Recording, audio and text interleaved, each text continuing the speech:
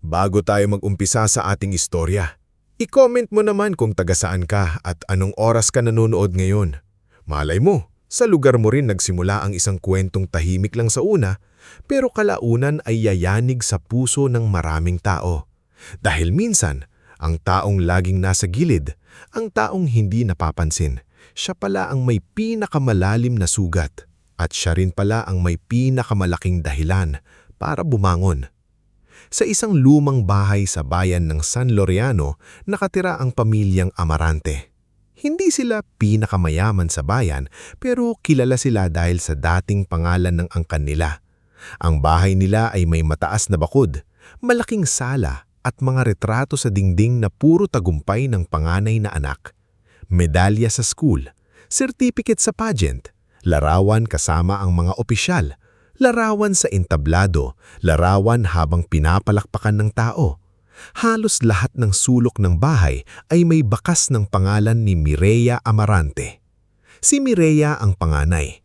Maganda, palasingiti sa harap ng ibang tao at laging maayos manamit. Kapag may bisita, siya agad ang tinatawag ni Sabina, ang kanilang ina. Mireya, anak, lumabas ka nga.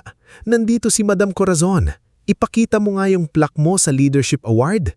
Masiglang sabi ni Sabina habang inaayos ang buhok ng anak. At lalabas naman si Mireya na parang sanay na sanay sa palakpak. Nakangiti, banayad ang boses at may konting yuko na parang humble kahit alam ng lahat na tuwang-tuwa siya kapag pinupuri.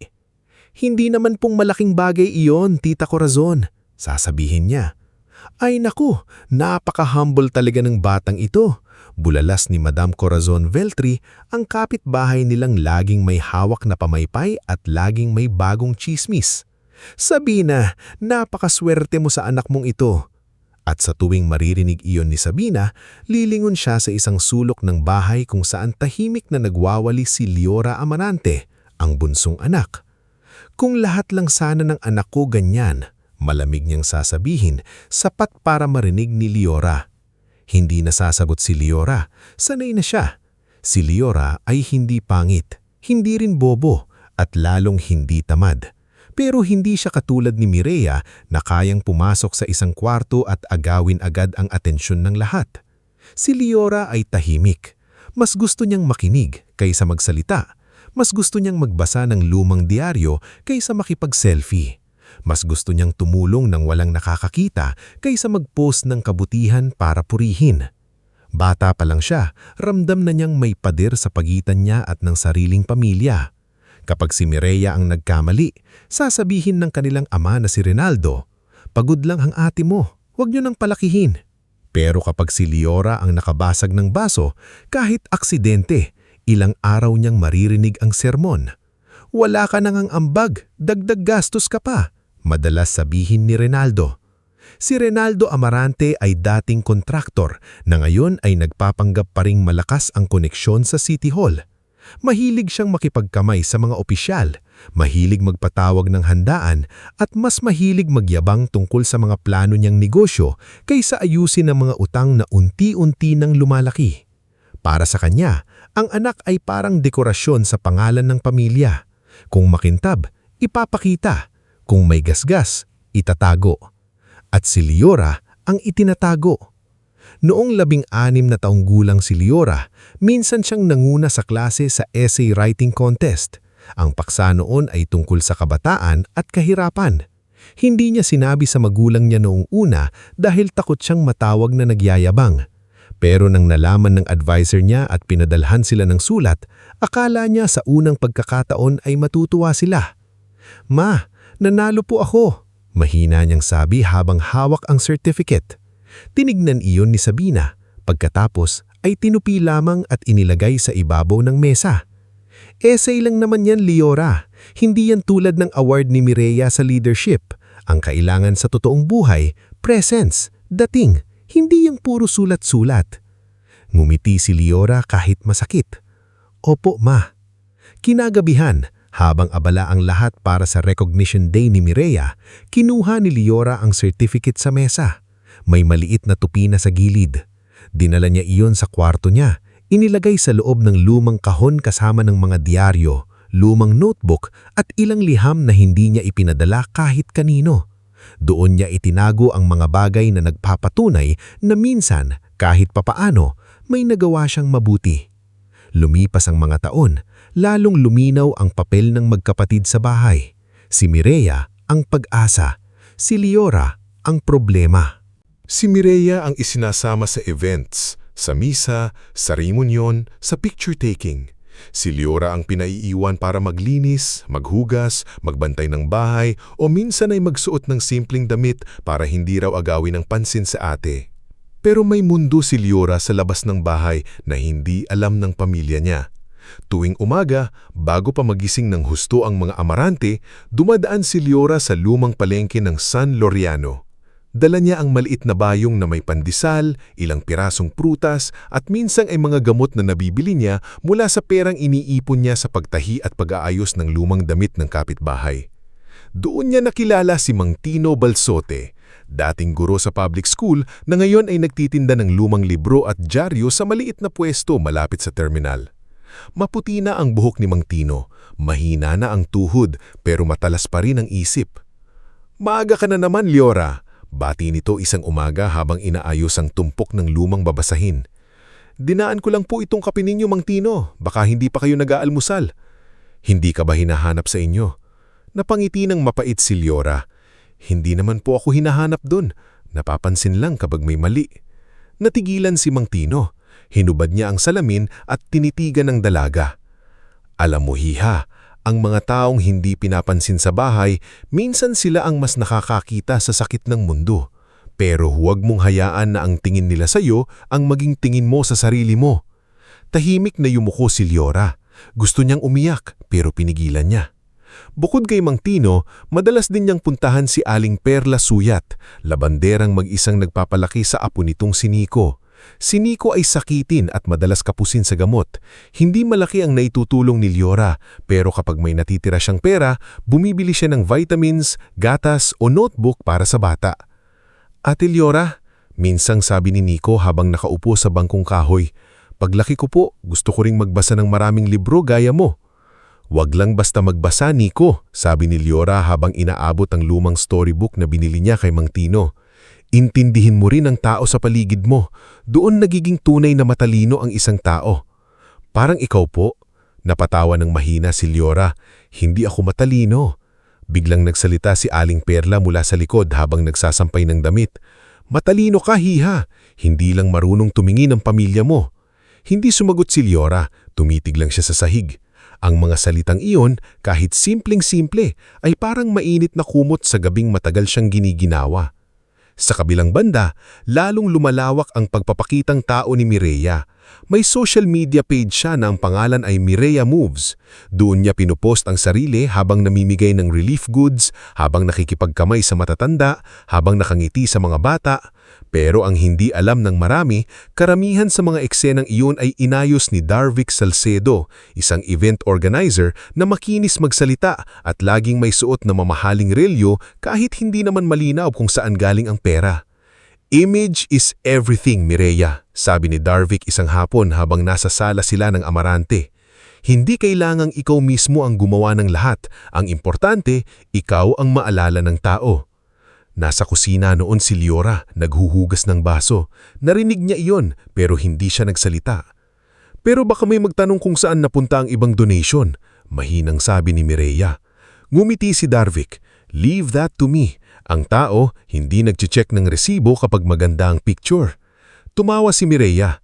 Nang gabing iyon, nakita ni Liora ang ilang kahon ng canned goods sa likod ng bahay. May nakasulat na para raw sa fire victims sa Sitio Maligaya. Pero kinabukasan, kalahati lang ang naihatid. Ang iba ay ginamit na dekorasyon para sa photoshoot ni Mireya. Gusto sanang magsalita ni Liora, pero nang narinig niya ang boses ng ama mula sa likod, nanigas siya. "Anong tingin-tingin mo dyan?" tanong ni Renaldo. "Wala po pa. Wala kang pakialam sa project ng ate mo. Matuto kang lumugar. Hindi porke mahilig ka sa dyaryo at lumang libro, may alam ka na sa mundo." Napakumyum ang kamay ni Liora. "Opo." Pero sa loob niya, may maliit na apoy na unti-unting bumubuhay. Isang araw, habang naglalakad siya pauwi mula sa palengke, nadaanan niya ang lumang tulay sa may ilog ng San Loriano. May ilang batang naglalaro sa gilid. May isang batang lalaki na nakaunipore ng private school, umiiyak dahil nahulog ang laruan niya sa mababaw na bahagi ng ilog. Bago pa makalapit si Liora, nadulas ang bata sa putik at nabitawan sa relis. "Ay! Tulong!" Sigaw ng isang tindera. Hindi na nag-isip si Liora. Ibinaba niya ang bayong, tumakbo, at hinawakan ang braso ng bata bago ito tuluyang mahulog sa mas malalim na bahagi. Dumulas din ang paa niya. Sumabit ang palda niya sa bakal at nagasgasan ang braso. Pero hindi niya binitawan ang bata. "Kapit ka lang," hingal niyang sabi. "Huwag kang bibitaw. Takot po ako." Iyak ng bata. "Tingin ka sa akin. Dito ka lang tumingin. Kaya natin to." Tinulungan siya ng ilang tao hanggang maiahon ng bata. Naninginig ito, kaya ginamit ni Liora ang dala niyang lumang diaryo para pamaypayan siya habang hinihintay ang sasakyan papuntang ospital. Isinulat niya sa gilid ng papel ang pangalan at number ni Mang Tino sakaling kailanganin ng tulong, pero hindi niya inilagay ang buong pangalan niya. Ayaw niyang mapasama sa gulo. "Anong pangalan mo, iha?" tanong ng isang lalaking nakamotor. "Wala na po iyon. Pakidala na lang po sa ospital." Umalis si Liora bago pa dumating ang pamilya ng bata. Hindi niya alam na ang batang iyon ay si Elian Nicanor, anak ni Mayor Octavio Nicanor. Hindi rin niya alam na ang simpleng lumang diaryong iniwan niya ay magiging susi sa pagbabalik ng dignidad na matagal nang kinuha sa kanya. Pagdating niya sa bahay, napansin agad ni Sabina ang putik sa laylayan ng damit niya. "Saan ka na naman galing? Tingnan mo itsura mo. Para kang pulubi." "May natulungan lang po akong bata sa tulay." "Bata? O baka nakikipagkwentuhan ka na naman sa mga tambay sa palengke?" Singal ni Renaldo mula sa hapag. "Mireya, tingnan mo ang kapatid mo. Ganyan ang mangyari kapag walang direksyon sa buhay." Hindi na nagpaliwanag si Liora. Pumasok siya sa kwarto, hinugasan ang sugat sa braso at tahimik na umupo sa tabi ng bintana. Mula roon, tanaw niya ang ilaw sa sala kung saan pinaplano na naman ang susunod na event ni Mireya. Ilang linggo ang lumipas, dumating ang balitang napili raw si Mireya bilang Youth Ambassador of Compassion ng lungsod. Hindi malinaw kung paano, pero tuwang-tuwa sina Sabina at Renaldo. Nagpasya silang magdaos ng malaking handaan sa bahay. Darating si Madam Corazon, si Kagawad Brando, ilang negosyante, pati media vloggers, sabi ni Sabina habang sinusulat ang guest list. Dapat perfect ang gabing ito. "Isama ba natin si Liora?" tanong ni Mireya, kunwari ay nag-aalala. Tumingin si Renaldo sa bunso niyang anak na kasalukuyang nag-aayos ng mga plato. "Isama, para makita ng mga tao ang diferensya ng anak na nagsusumikap at anak na sayang ang pagpapalaki." Napahinto si Liora sa paghawak ng plato. "Magsuot ka ng maayos, pero huwag kang magmumukhang nakikipag-agawan ng atensyon sa ate mo. Alam mo namang lugar mo." "Opo ma," sagot ni Liora. Noong gabi bago ang handaan, pumunta si Liora kay Aling Perla para kunin ang simpleng damit na ipinaayos niya. Kulay bughaw iyon, luma pero malinis. May maliit na borda sa manggas. "Pasensya na iha, hindi mamahalin ang tela," sabi ni Aling Perla. Hinaplos ni Liora ang damit. "Maganda po, sobra." "Sigurado ka bang gusto mong pumunta sa handaan?" Saglit na natahimik si Liora. "Hindi ko po alam, pero baka kapag hindi ako pumunta, mas lalo nilang akong sisisihin." Lumapit si Aling Perla at hinawakan ang kamay niya. "Kahit anong sabihin nila, tandaan mo, hindi ka basura, hindi ka palamuti, hindi ka pagkakamali." Nang gabing iyon, dala ni Liora ang damit at isang lumang diaryong bigay ni Mang Tino. Nasa diaryo ang artikulo tungkol sa mga batang natulungan ng anonymous donor sa literacy program ng palengke. Hindi niya alam kung bakit niya iyon itinago. Siguro dahil sa maliit na bahagi ng puso niya, gusto niyang maniwala na may saysay ang ginagawa niya kahit walang pumapalakpak. Kinabukasan, nagsimulang dumating ang mga bisita sa bahay ng Amarante. Maliwanag ang buong sala, may mga bulaklak, mahabang mesa, mamahaling pagkain at tarpaulin na may mukha ni Mireya. Si Darvic ay abalang nagbibigay ng instructions sa photographer. Make sure flattering ang angle ni Mireya at huwag masyadang kuhanan yung background staff. Napatingin si Juniel kay Liora na tahimik na naglalagay ng tubig sa baso. Matagal na niyang nakikita ang dalaga sa palengke na tumutulong kay Mang Tino at Aling Perla. Alam niyang hindi ito background staff, pero nanahimik muna siya. Sa labas ng gate, nakasilip si Aling Perla, hindi bilang bisita, kundi bilang tauhang inutusang dala ng bagong laban na mantel. Nandoon din si Mang Tino sa di kalayuan, dumaan lang sana para ibigay ang isang lumang aklat kay Leora, ngunit hindi na siya pinapasok ng guard. Sa loob, tumunog ang kutsara sa baso. Tumayo si Ronaldo, malapad ang ngiti. Ngayong gabi, Panimula niya, ipinagmamalaki namin ang anak naming si Mireya. Siya ang tunay na patunay na kapag ang isang anak ay may talino, disiplina at pakinabang sa pamilya, aangat ang pangalan ng lahat. Nagpalakpakan ng mga bisita. Si Leora ay nakaupo sa dulong mesa malapit sa kusina. Tangan ang lumang diaryong hindi niya sinasadyang nailagay sa kandungan. Hindi pa niya alam na ilang sandali na lang, ang papel na iyon ang gagamitin para durugin sa harap ng lahat. At hindi rin alam ng pamilya Amarante na may papalapit ng sasakyan sa labas ng kanilang bahay. Sasakyang magdadala ng taong matagal nang naghahanap sa babaeng nagligtas sa anak niya sa lumang tulay. Bago tayo magpatuloy sa ating istorya, i-comment mo naman kung taga-saan ka at anong oras ka nanonood ngayon. Dahil sa gabing ito, makikita natin na minsan ang pinakamadilim na sandali ng isang tao ay hindi dumarating sa tahimik na lugar, kundi sa harap mismo ng maraming mata, sa harap ng mga taong dapat sana ay magtanggol sa kanya, pero sila pa ang unang dudurog sa kanyang pagkatao. Sa loob ng bahay ng mga Amarante, patuloy ang ingay ng mga baso, halakhakan at palakpakan. Maliwanag ang mga chandelier sa sala, kumikislap ang mga kubyertos sa mahabang mesa, at sa gitna ng dingding ay nakasabit ang malaking tarpaulin ni Mireya na may nakasulat na "Congratulations Mireya Amarante, Youth Ambassador of Compassion." Nasa dulong mesa pa rin si Leora, malapit sa kusina. Tahimik man nakaupo habang hawak ang basong tubig. Hindi siya sanay sa ganitong ingay. Hindi siya sanay na napapaligiran ng maraming tao na magagara ang damit at mabibilat ang pabango.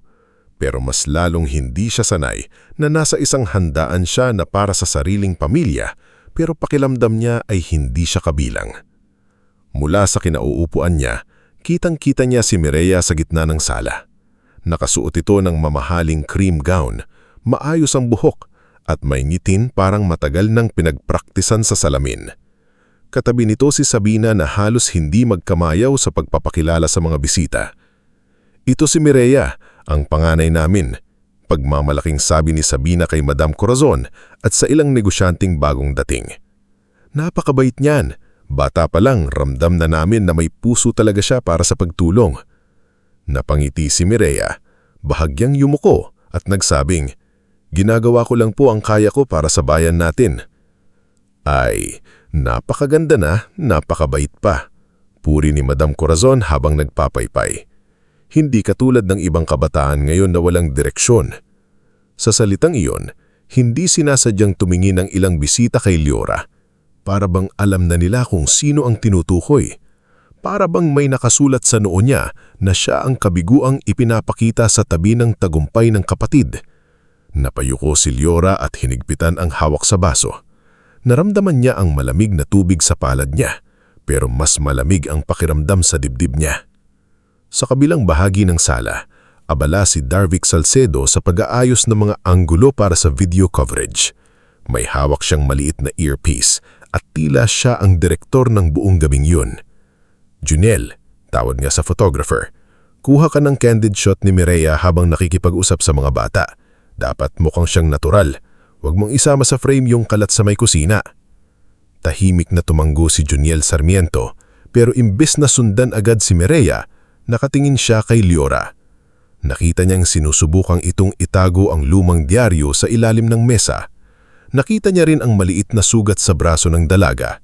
Ang sugat na nakuha niya noong iniligtas niya ang batang nahulog sa tulay.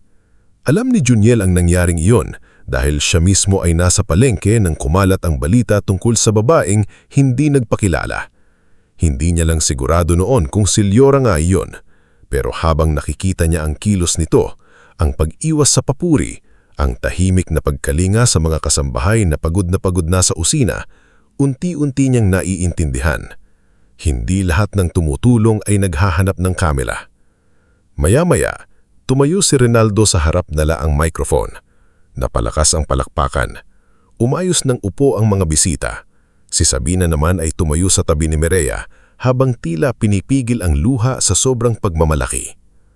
Mga kaibigan, mga kapitbahay at mga mahal naming bisita, panimula ni Rinaldo, malalim ang boses at pulo ng yabang.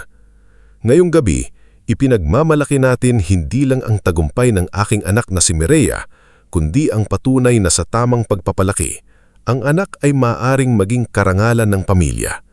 Nagpalakpakan ng ilan. Kami ng asawa kong si Sabina ay naniniwala na ang tunay na anak ay marunong tumanaw ng utang na loob, marunong pakita ang gilas at marunong dala ng pangalan ng pamilya. Napatingin si Liora sa kanya. Hindi niya alam kung bakit pero ramdam niya na may susunod na salitang para sa kanya at hindi siya nagkamali. Pero syempre, Sabi ni Rinaldo sabay kunwaring tawa, hindi lahat ng anak pare-pareho. May anak na bihaya, may anak na pagsubok. Naghalakhakan ng ilim kalalakihan sa mesa ni Kagawad Brando. Si Kagawad Brando na matagal nang nakikinabang sa koneksyon ni Rinaldo ay malakas na tumawa habang pinapalo ang mesa. Tama ka dyan pare Rinaldo, sigaw niya. May mga anak talagang sakit sa ulo. Nanigas si Liora. Gusto niyang tumayo at lumabas pero parang nakadikit sa sahig ang mga paa niya. Tumingin si Sabina sa kanya at sa halip na pigilan ng asawa, ngumiti pa ito ng manipis. Mireya, tawag ni Sabina. Anak, tumayo ka nga, ipakita mo sa kanilang certificate mo. Tumayo si Mireya at ipinakita ang framed certificate. Agad itong kinunan ng litrato ni Darvic gamit ang cellphone niya. Napakabuti talaga ng kapatid mo, sabi ni Madam Corazon habang sinisilip si Liora mula ulo hanggang paa. Liora, hindi ka ba naiinggit? Baka naman gusto mo ring gumawa ng may silbi. Mahinang ngumiti si Liora, pilit na pinakakalma ang sarili. Masaya po ako para kay ate. Masaya raw, bulong ng isang bisita sa katabi niya. Pero tignan mo naman ang itsura, parang katulong. Narinig iyon ni Liora. Narinig niya lahat, pero wala siyang sinabi. Sa kusina, nakasilip si Aling Perla, hawak ang bagong labang mantel. Nakita niya ang mukha ni Liora at halos madurog ang puso niya. Gusto niyang pumasok at yakapin ng dalaga, pero pinigilan siya ng isang kasambahay. Huwag po Aling Perla, bulong nito, baka kayo rin ang mapagalitan. Samantala, sa labas ng gate, nakatayo si Mang Tino dala ang lumang aklat na matagal na niyang gustong ibigay kay Liora. Hindi siya pinapasok ng guard dahil hindi raw siya kasali sa listahan ng bisita. Sabihin mo kay Liora may iniwan akong libro, pakiusap ni Mang Tino. Bawal nga po, sagot ng guard kahit halatang naaawa. Sa loob, nagsimula nang magsalita si Mireya. Hawak niya ang mikropono, nakangiti sa harap ng mga bisita. Maraming salamat po sa inyong lahat. Ang pagtulong po ay hindi tungkol sa papuri, kundi sa puso. Napahawak si Juniel sa kamera. May bigat sa loob niya habang naririnig iyon. Naalala niya ang mga kahon ng donasyon na hindi umabot sa sitio Maligaya. Naalala niya ang ilang photoshoot na pinuntahan niya kung saan ang mga batang mahihirap ay pinapila lang para may magandang kuha pero walang totoong tulong na sumunod. Nagpatuloy si Mireya. Sana po, mas marami pang kabataan ang maging responsable at hindi sayangin ang pagkakataong ibinibigay ng magulang. Sa pagkakataong iyon, diretso siyang tumingin kay Liora. Naramdaman ni Liora na parang siya ang pinupukol ng bawat salita. Yumuko siya at inilagay sa ilalim ng mesa ang lumang dyaryo. Pero napansin niyo ni Rinaldo. Ano yan? Tanong nito mula sa harap, hawak pa rin ang mikropono. Hindi agad sumagot si Liora. Liora, madiing sabi ni Sabina, tinatanong ka ng tatay mo. Dahan-dahang itinaas ni Liora ang dyaryo. Wala po, lumang babasahin lang. Lumang babasahin? Ulitin ni Rinaldo, tumatawa na parang nakahanap ng bagong biro. Habang ang ate mo ay tumatanggap ng pagkilala, ikaw naman ay may dalang basura. Hindi po basura pa, mahinang niyang sagot. May artikulo po kasi rito tungkol sa mga batang. Mga batang ano? Putol ni Rinaldo. Bumaba siya mula sa harap at lumapit kay Liora. Mga batang tinutulungan mo kunwari. Mga kwentong pinapangarap mo para maramdaman mong may silbi ka. Tahimik ang sala. May ilang bisita na nagiwas ng tingin pero walang ni isang sumalita para pigilan si Rinaldo. Kinuha ni Rinaldo ang dyaryo mula sa kamay ni Leora. Binuklat niya iyon at nakita ang maliit na sulat sa gilid. Hindi niya binasa ng maayos. Ang nakita lang niya ay pagkakataong hiyain ang anak na matagal na niyang kinumumuhian. Tingnan niyo ninyo, sabi niya sa mga bisita habang itinataas ang dyaryo. Ito ang pinagkakaabalahan ng bunso ko. Mga lumang papel, mga kwento ng ibang tao. Wala siyang sariling tagumpay kaya kumakapit sa basura. Pa, ibalik niyo na po, pakiusap ni Leora. Namumuuna ang luha sa mga mata niya. Mahalaga po sa akin yan. Mas lalo lamang nagalit si Rinaldo. Mahalaga? Ito? Ito ang mahalaga sa iyo, hindi ang pangalan ng pamilya, hindi ang paghihirap namin ng nanay mo. Tumayo si Sabina at lumapit din. Rinaldo, hayaan mo na, nakakahiya sa bisita. Pero hindi iyon sinabi ni Sabina para protektahan si Leora. Sinabi iyon dahil ayaw niyang masira ang okasyon ni Mireya. Hindi, sabi ni Rinaldo, mas lumalakas ang boses. Matagal nang kinakailangang matauhan ng batang ito. Pa, tama na po. Halos pabulong na sabi ni Leora. Ngumit sa halip na tumigil, pinunit ni Rinaldo ang isang bahagi ng dyaryo. Ang tunog ng papel na napupunit ay tila mas malakas pa sa tugtog sa background. Parang may napunit din sa dibdib ni Leora. Ito ang bagay sa iyo. Sabi ni Rinaldo, nangingining sa galit. Kung puro lumang papel ang alam mo, kainin mo. Nanlaki ang mata ni Leora. Pa, wag po! Ngunit bago pa siya makaiwas, hinawakan ni Rinaldo ang baba niya. Itinulak nito ang piraso ng dyaryo palapit sa bibig niya. Namatayo ang ilang bisita sa gulat. Si Aling Perla sa kusina ay napasigaw. Maawa kayo, anak ninyo yan. Pero hindi siya pinansin. Rinaldo! Tawag ni Sabina, pero mahina, kulang sa tapang, kulang sa malasakit. Sabihin mo sa kanila, sigaw ni Rinaldo kay Leora. Sabihin mo kung ano ka. Umiiyak na si Leora. Pinipigilan niyang pumasok ang papel sa bibig niya, pero mas malakas ang kamay ng ama. Sa harap ng mga bisita, sa harap ni Mireya, sa harap ng mga taong tumatawa noon sa kanya, napilitan siyang mapasubo sa piraso ng dyaryo. Pa! Iyak niya, halos hindi makapagsalita. Sabihin mo, sigaw ni Rinaldo. At sa sobrang takot, sakit at hiya, napaluhod si Leora habang iniluluwa ang papel. Halos hindi siya makahinga. Nanginginig ang balikat niya. Ang kanyang mga luha ay tumulo sa sahig na makintab, sahig na ilang oras niyang tinulungang linisin bago dumating ang mga bisita. Tumahimik ang lahat. Hindi na tumatawa si Madam Corazon. Si Kagawad Brando ay nakatingin sa baso niya. Si Mireya ay namutla pero hindi gumalaw. Si Darvic ay mabilis na nag-utos sa videographer. Patayin ang kamera! Patayin mo! Pero hindi pinatay ni Juniel ang kamera niya. Hindi niya ito itinututok para gawing chismis ang sakit ni Leora. Itinago niya lang ang ebidensya dahil alam niyang darating ang araw na kakailanganin yon. Sa gitna ng katahimikan, biglang may narinig na preno ng sasakyan sa labas.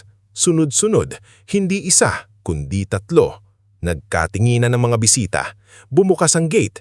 Nagmadaling pumasok ang guard sa sala. Sir Rinaldo, sabi nito, halatang kinakabahan. Nandito po si Mayor Octavio Nicanor. Biglang nagbago ang mukha ni Rinaldo. Mula sa galit, naging gulat, pagkatapos ay pilit ng ngiti. Inayos niya ang polo niya, pinunasan ang kamay at agad na lumapit sa pinto. Mayor, sigaw niya na parang walang nangyari. Napakalaking karangalan po na dumalo kayo sa simpleng selebrasyon ng anak ko. Pumasok si Mayor Octavio Nicanor. Matangkad siya, nasa edad 50, may otoridad sa tindig, ngunit ang mukha niya ay hindi nakangiti. Kasama niya si Dr. Solen Vardoza, ang City Social Welfare Officer, 2 staff ng munisipyo at isang batang lalaki na mahigpit na nakahawak sa kamay ng isang yaya. Nakita ni Leora ang bata. Sandali siyang natigilan. Iyon ang batang iniligtas niya sa tulay, si Elian. Tumingin si Elian sa kanya. Agad itong kumawala sa yaya at tumakbo papunta kay Leora. Ate, sigaw ng bata. Ikaw po! Napahanto ang lahat. Lumuhod si Elian sa harap ni Leora at yunakap siya kahit umiiyak pa ang dalaga at may bakas pa ng papel sa labi niya. Kayo po ang nagligtas sa akin, sabi ng bata. Sabi ko kay Papa, hahanapin ko kayo. Hindi makapagsalita si Leora. Nanginginig ang kamay niyang yumakap pabalik sa bata. Lumapit si Mayor Octavio. Tinignan niya muna ang kalagayan ni Leora. Ang luha nito, ang punit na dyaryo sa sahig at ang mukha ni Rinaldo na unti-unting nawawalan ng kulay. Anong nangyari dito? Malamig na tanong ng mayor. Walang sumagot. Sunubukan ni Sabina ng ngumiti. Mayor, may kaunting hindi ka pagkakaunawaan lang po sa pamilya. Pasensya na po kung... Hindi siya pinatapos ng mayor. Dumiretso ito kay Liora. Sa harap ng lahat, dahan-dahan siyang lumuhod. Hindi dahil sa politika, hindi dahil sa palabas, kundi dahil sa utang na loob. Liora, binigkas ang pangalan na parang matagal na niyang hinahanap. Patawarin mo ako kung ngayon lang kita natagpuan. Napasinghap ang mga bisita. Mayor? Mahina at naguguluhang sabi ni Liora. Tumingin si Mayor Octavio sa mga tao. Ang babaeng ito ang nagligtas ng anak ko sa lumang tulay ilang buwan na ang nakalipas. Noong araw na yun, wala ako sa tabi ng anak ko. Pero siya, isang estrangherang hindi humingi ng kapalit, ang humawak sa kanya, nagdala sa kanya sa ligtas na lugar at tumulong hanggang makarating sa ospital. Nanlaki ang mata ni Mireya. Si Darvic ay napaatras. Si Renaldo naman ay tila hindi makahinga. Hindi po ako sigurado noon, dagdag ni Dr. Solen habang inilalabas ang isang plastic envelope. Pero iniwan ng babaeng tumulong ang lumang diaryong ginamit niyang pamamayway kay Ilian. May sulat kamay sa gilid, may pangalan ni Mang Tino Balsote at may bahagyang pirma, Liora A. Kinuha ni Dr. Solen ang isang piraso ng dyaryo mula sa envelope. Pagkatapos ay tumingin siya sa punit na dyaryo na nasa sahig. Pareho ang artikulo, pareho ang marka, pareho ang sulat. Napahawak sa bibig si Aling Perla. Si Mang Tino, na pinapasok na rin ng guard nang makita ang mayor, ay nakatayo sa pintuan at nangingilid ang luha. Sinabi ko na sa iyo, hiha. Mahina niyang sambit, kahit halos siya lang ang nakakarinig. May saysay ang bawat pahina. Tumayo si Mayor Octavio at humarap kay Renaldo. Pinakain mo ng dyaryo ang anak mo, sabi niya. Mababa ngulit matalim ang boses. Hindi mo alam, ang dyaryo iyan ang tanging dahilan kung bakit nahanap namin ang babaeng nagligtas sa buhay ng anak ko. Walang makapagsalita. Si Renaldo, na kanina ay makapangyarihan sa gitna ng sala, ngayon ay mukhang maliit. Ang kamay niyang ginamit para ipahiya si Liora ay nanginginig na. Mayor, hindi po ninyo naiintindihan, pilit niyang sabi. Matagal na po kasing sakit ng ulo ang batang yan. Mahilig gumawa ng kwento, mahilig... Tama na, putol ng mayor. Ang nakita ko ngayong gabi ay hindi sakit ng ulo. Ang nakita ko ay isang anak na inabuso sa harap ng maraming tao. Napayuko si Sabina. Si Mireya ay umiiyak na rin, pero hindi pa rin lumalapit kay Liora. Hindi niya alam kung awa ba ang nararamdaman niya, takot o inggit na sa unang pagkakataon may taong mas makapangyarihan sa kanila ang lumuhod sa bunsong matagal nilang itinuring na wala.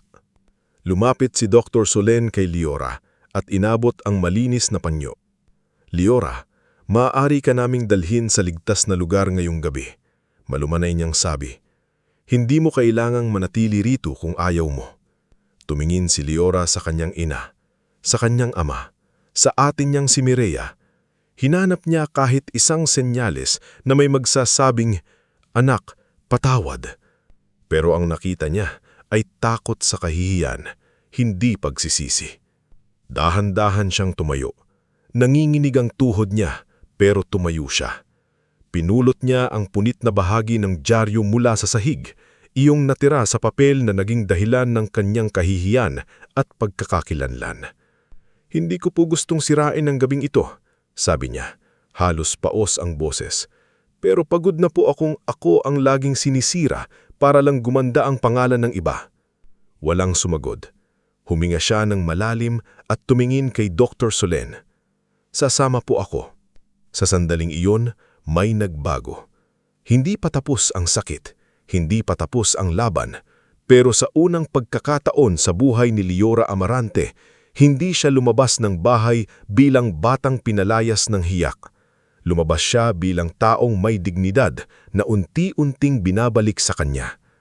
Habang palabas siya ng gate kasama sina Mayor Octavio, Elian, Dr. Solen, Juniel, Mang Tino at Aling Perla, naiwan sa loob ng bahay ang mga bisita na hindi na makatingin ng diretso sa pamilya Amarante.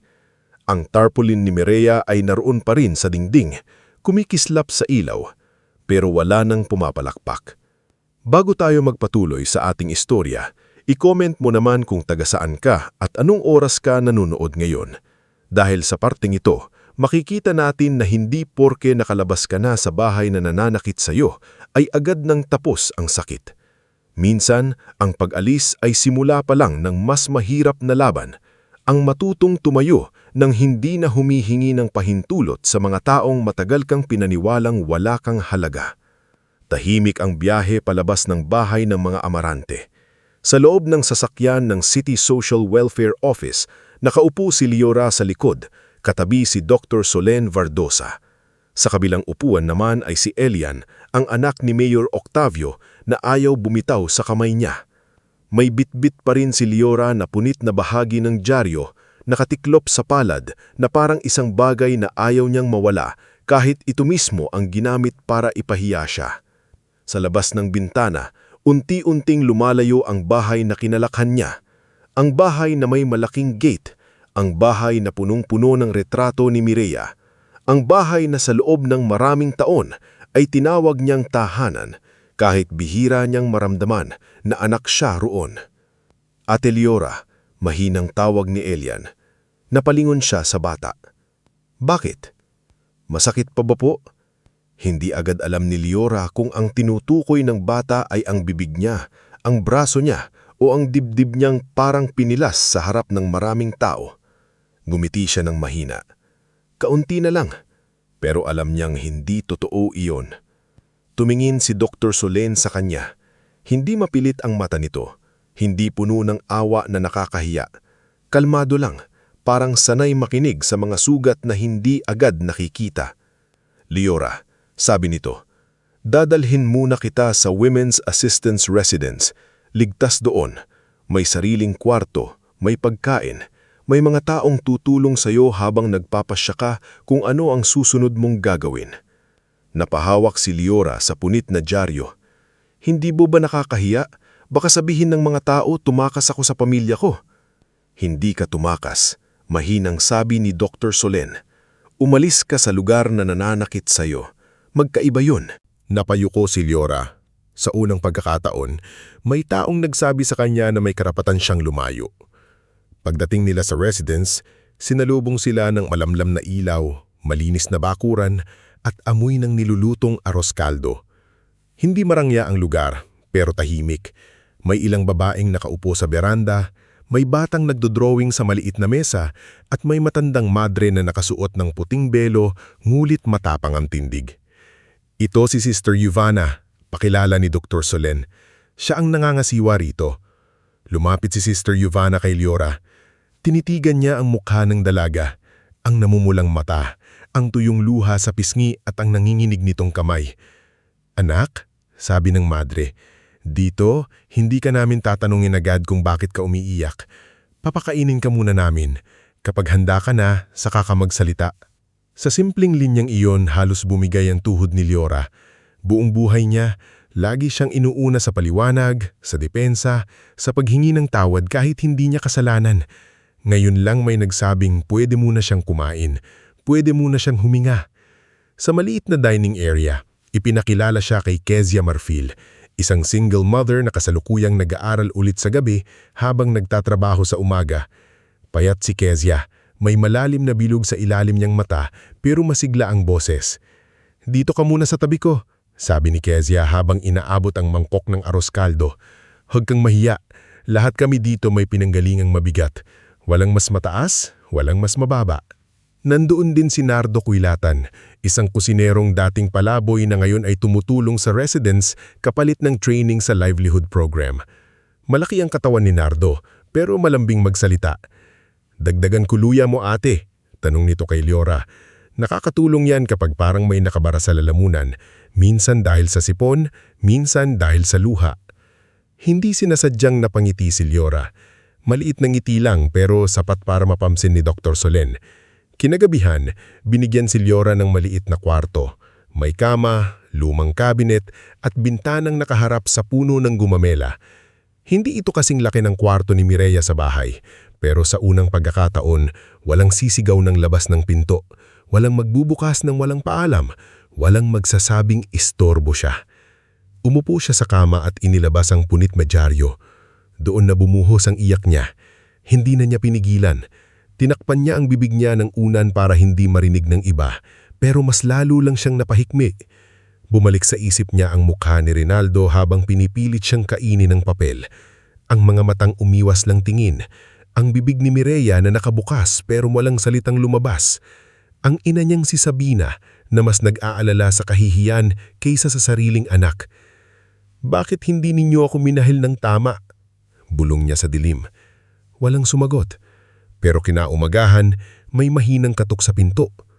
Leora, boses iyon ni Dr. Solen. May bisita ka, hindi ang pamilya mo. Bumangon si Leora.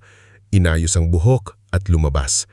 Sa maliit na receiving area, naroon si Mang Tino hawak ang lumang aklat na hindi niya naibigay noong gabi ng handaan. Katabi niya si Aling Perla na may dalang supot ng tinapay at maliit na bote ng ointment para sa sugat ni Leora. Pagkakita kay Leora, napaiyak si Aling Perla. Iha, sabi nito habang yumayakap, kung pwede lang sanang ako na ang sumalo ng sakit mo kagabi. Aling Perla, nanginginig ang boses ni Leora. Nakakahiya po, nakita ninyo lahat. Hinawakan ni Mang Tino ang balikat niya. Ang dapat mahiya ay ang nanakit, hindi ang nasaktan. Napapikit si Leora. Ang simpleng pangungusap na iyon ay parang susi na dahan-dahang nagbubukas sa kulungan na matagal niyang kinapalooban. Makalipas ang ilang araw, nagsimulang kumalat ang balita tungkol sa nangyari sa bahay ng mga Amarante. Hindi man inilabas ni Juniel ang buong video, may ilang bisitang nagkwento, may nagpost ng malabong clip at may nakakita ng pagdating ni Mayor Octavio sa bahay. Sa una, akala ni Leora ay puro kahihiya na naman ang pag-uusapan. Natakot siyang lumabas ng residence, natakot siyang makita ang sarili niya sa cellphone ng ibang tao, natakot siyang tawaging kawawa. Pero iba ang nangyari. Isang umaga, habang nasa opisina siya ni Dr. Solen para sa counseling, dumating si Juniel. May dala siyang folder at camera bag. Tahimik pa rin siya gaya ng dati, pero seryoso ang muka.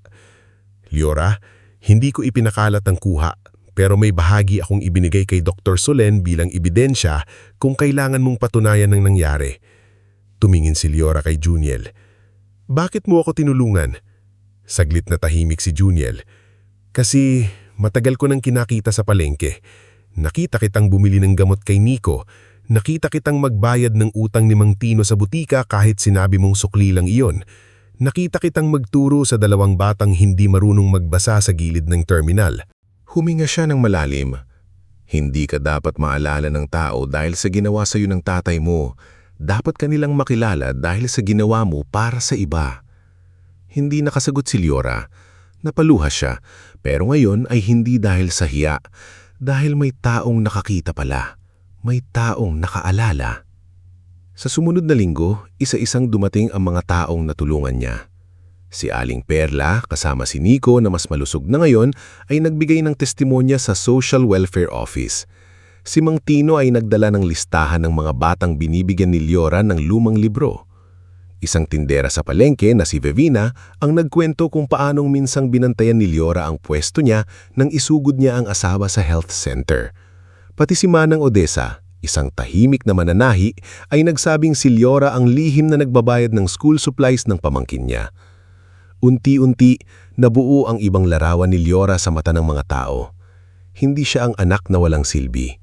Siya ang babaeng tahimik na nagdugtong ng maliliit na pag-asa sa buhay ng iba. Isang hapon, ipinatawag siya ni Mayor Octavio sa City Hall. Kasama niya si Dr. Solen dahil ayaw nitong mabigla o ma-pressure si Leora. Pagpasok nila sa opisina, tumayo agad ang mayor. Wala ang formal na yabang ng isang opisyal. Sa halip, mukha siyang ama na may malalim na utang na loob. Leora, sabi niya, hindi sapat ang pasasalamat ko sa ginawa mo para kay Elian, pero ayaw kong isipin mong awa ang iniaalok namin sa iyo. Hindi ko po kailangan ng malaking kapalit, Mayor, sagot ni Leora. Ginawa ko lang po ang dapat gawin. Alam ko, tugon ni Mayor Octavio, Kaya nga mas lalo kang karapat-dapat tulungan. May programa ang lungsod para sa community literacy.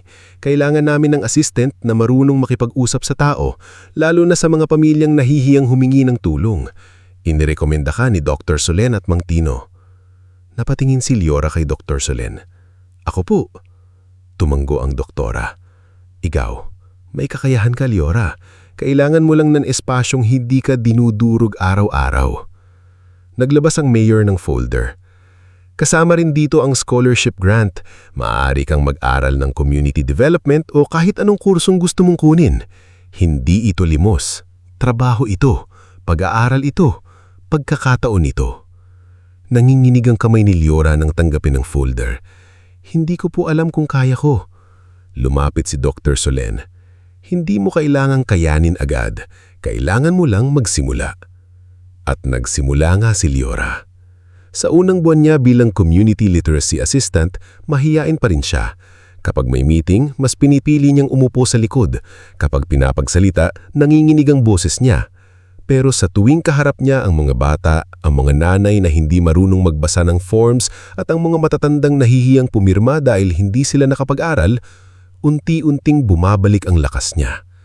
Hindi po nakakahiya kung hindi pa marunong, sabi niya minsan sa grupo ng mga nanay sa barangay hall. Mas nakakahiya po kung may marunong pero ayaw tumulong. Nakapangiti si Mang Tino na nakaupo sa gilid bilang volunteer advisor. Nakita niya sa mga mata ni Liora ang apoy na dati ay maliit lang. Ngayon, nagsisimula ng lumiwanag. Sa residence, naging malapit si Liora ay Kezaya. Sa gabi, sabay silang nag-aaral. Si Kezaya sa high school equivalency modules, si Liora naman sa preparatory classes para sa scholarship. Alam mo, sabi ni Kezaya isang gabi habang nagsusulat sila sa maliit na mesa, pareho pala tayong pinaniniwalaan na tapos na ang buhay natin. Pero hindi pa, sagot ni Liora. Hindi pa, nakangiting ulit ni Kezaya. Simula pa lang. Si Nardo naman ay laging nagdadala ng pagkain kapag napupuyat sila. Oh, mga future bossing, kumain muna kayo, walang magtatagumpay na gutom. Unti-unti nagkaroon si Liora ng bagong mundo. Hindi perpekto pero totoo. May sariling maliit na allowance, may sariling susi sa kwarto, may mga taong naghihintay sa kanya hindi para utusan siya, kundi para kumstahin siya. Ngunit habang umaangat si Liora, nagsisimula namang gumuho ang mundong iniwan niya. Sa bahay ng mga amarante, wala nang dating saya ang pangalan ni Mireya. Ang mga sponsor na dating gustong magpa-picture kasama siya ay unti-unting umatras. May nagtanong kung totoo bang ang ilang charity photos niya ay staged. May naglabas ng larawan ng mga kahon na hindi na ipamihagay. Darvic ay abalang nagtatanggal ng comments sa page ni Mireya pero hindi na niya kayang pigilan ng mga tanong. Darvic, ayusin mo ito, sigaw ni Mireya abang hawak ang cellphone. Bakit nila ako tinatawag na fake? Kalma, sagot ni Darvic pero halata ring kinakabahan. Kailangan lang natin ng bagong kwento.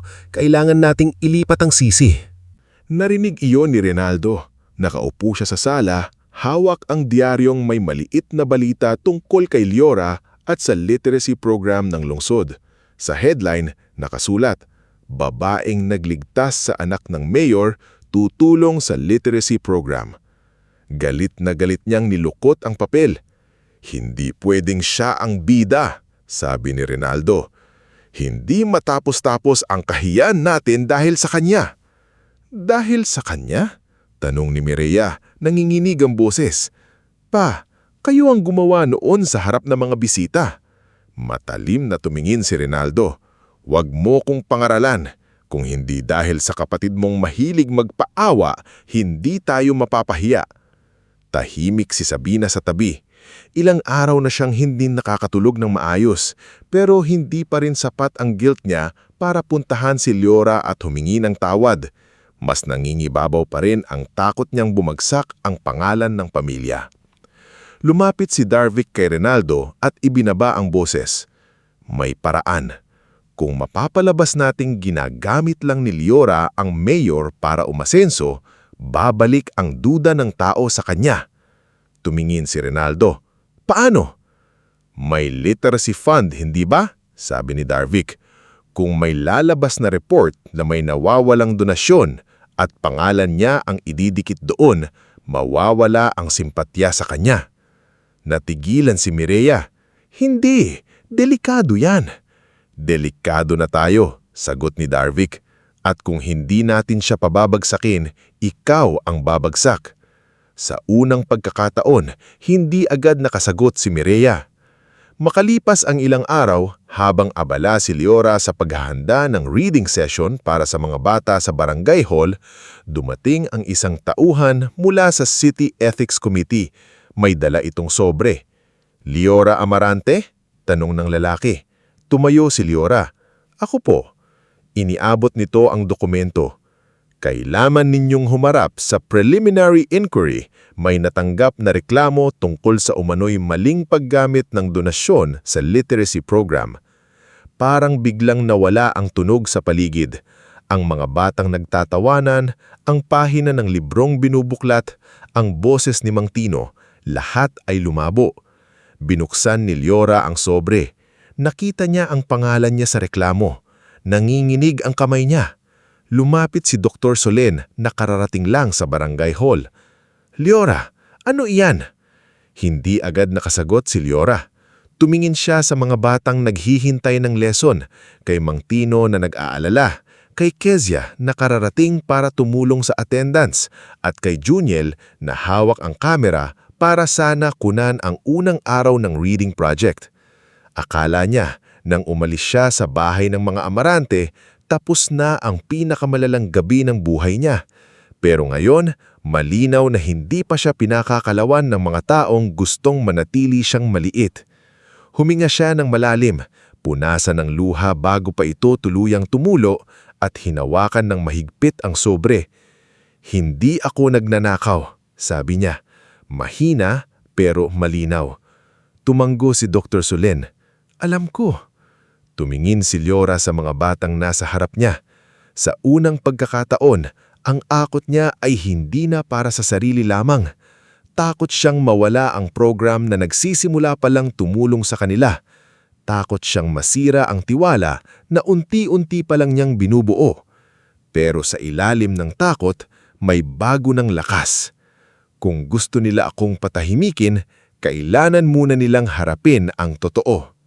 Bago tayo magpatuloy sa ating istorya, i-comment mo naman kung taga-saan ka at anong oras ka nanonood ngayon. Dahil sa parteng ito, mas lalo nating makikita na kapag isang taong matagal na tinapakan ay nagsimulang bumangon, hindi lahat ay matutuwa. May mga taong mas pipiliing siraan ka kaysa tanggapin na mali ang ginawa sa'yo. Pero minsan, ang kasinungalingang ginawa para ibaon ka, iyon din ang nagiging daan para lumabas ang katotohanang matagal nang itinago. Hawak pa rin ni Leora ang sobre mula sa City Ethics Committee habang nakatayo siya sa gitna ng barangay hall. Sa harap niya, nakaupo ang mga batang dapat sana ay tuturuan niya ng pagbabasa sa araw na iyon. May mga hawak silang lapis, may ilan pang nakangiti kanina, excited sa unang reading session. Pero nang makita nilang namutla si Leora, unti-unti ring nawala ang sigla nila. Lumapit si Mang Tino, bit-bit ang lumang folder puno ng lesson sheets. "Hiha," mahinaon niyang sabi. "Upo ka muna." Umiling si Leora. "Hindi po ako pwedeng umupo ngayon, Mang Tino. Kapag naupo ako, baka hindi na ako makatayo." Nasa tabi niya si Dr. Solen. Seryoso ang muka habang binabasa ang papel mula sa sobre. Si Kezia naman ay agad na pinalapit ang mga bata sa kabilang mesa para hindi nila marinig ang usapan. Si Juniel na naroon sana para kunan ang unang araw ng programa, ibinaba niya ang kamera niya. Alam niyang hindi ito sandali para kunan. Sandali ito para tumulong. Ang reklamo, sabi ni Dr. Solen, matapos basahin, ay nagsasaad na may nawawalang bahagi ng donasyon para sa literacy kits, may nakakabit na photocopy ng resibo at listahan ng suppliers. "Pero ako po mismo ang nagbilang ng mga notebook, libro, lapis at bag," sagot ni Leora. "Lahat po ng dumating na ilista ko. Lahat po ng naipamigay may pangalan ng tumanggap." "Nasaan ang kopya mo?" tanong ni Dr. Solen. "Sa residence po, may duplicate po ako sa maliit na envelope. Sabi po ni Mang Tino kahit maliit na proyekto, dapat may kopya." tumanggo si Mang Tino. Tama. Sa panahon ngayon, ang totoo, kailangan ding marunong magtago ng ebidensya.